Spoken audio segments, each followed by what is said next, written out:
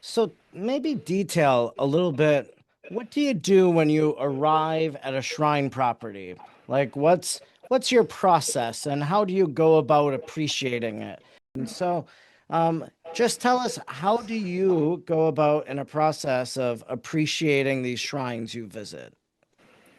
Yeah, so I mean, I visited so many in such a short amount of time that sometimes I felt like I was just rushing from one to the next. But I think one of the biggest things that I learned is just that time to really like take and reflect and take in what you're doing. So when we go to these places, I think one is an openness.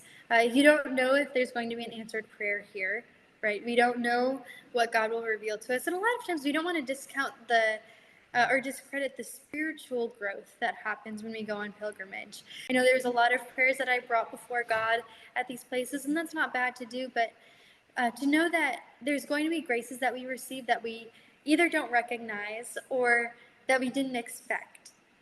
And so to go with an openness to what God wants to teach you, and then to go and leave a lot of time for silence, leave some time to walk around. There were a lot of shrines that is like, man, I wish I could have spent more time here, but I have to go to the next thing. So make sure that you can dedicate a good amount of time to go look ahead of time to see what time their mass is, see what time confession is, see what time any other devotion that they have is.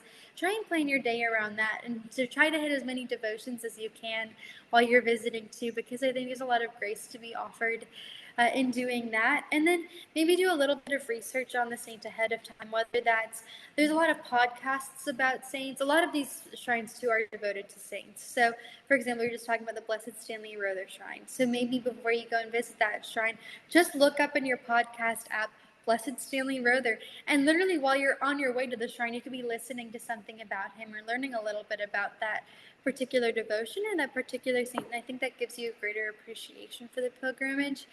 And then write down about your experience after the fact so that you don't forget it, so that you remember the graces received from God. And maybe even in that reflection, you'll learn a little bit about the graces that you didn't quite pick up on while you were there and are able to then reflect on later.